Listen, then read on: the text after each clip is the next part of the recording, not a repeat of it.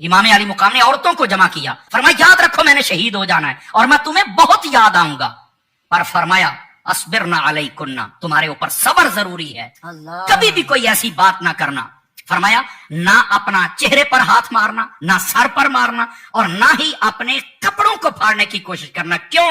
फरमाया ये बेसब्री की अलामत है, और जब बंदा बेसब्री करे सारा अजर जाया हो जाता है, और हम तो सब्र करके अल्लाह की बारगाह से अजर हासिल करेंगे।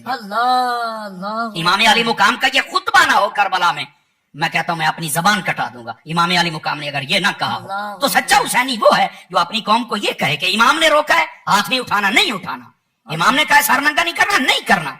इमाम ने कहा ये हालत के कलिमात नहीं कर रहे, नहीं कहने हमने। कमाल वाली बात है। ये बताओ ना पैगाम करबला, दर्सगाह करबला के अंदर इमाम सबक दे रहे हैं और हमें सबक को भूल गए हैं। यानी इसका मतलब ये हुआ नवाज साहब की ये बातें हम कोई करे तो हम सुन भी नहीं सकते कि बेरिदा और चादर ऊपर गई, तो ये मतलब जाहिर सी बात है यार, कमाल वाली बात है। बस औकात बड़ी अजीब और गरीब बातें कर दे यार। ये खानदान रसूल का इम्तिहान था, खुदा के लिए समझो लोगो।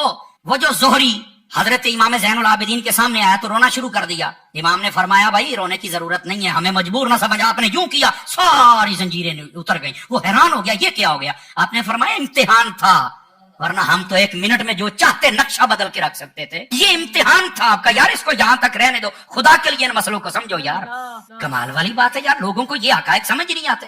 पैगाम करबला कुछ है, इस वास्ते सब्र का दामन न छूटे, ये पैगाम करबला है। और इमाम अली मुकाम इमाम हुसैन रज़ी अल्लाह ताला अन्हु, आपने वहीं पर पर्दे का भी हुक्म दिया। जितनी भी ये पाक नेक आला घराने की खातून वहां मौजूद थी, फरमाया बेपर्दगी नहीं करनी है, सब कुछ हो जाए और हाथ से दामन दीन न जाए। ये सबक है करबला का। अल्लाह आज हमारी औरतें अगर 10 मुहर्रम को वो पर्दा न करें तो ये हुसैनियत नहीं है, ये दर्सगाहे करबला का सबक नहीं है। इसलिए तमाम औरतों को भी ये पैगाम सुनना चाहिए और समझना चाहिए।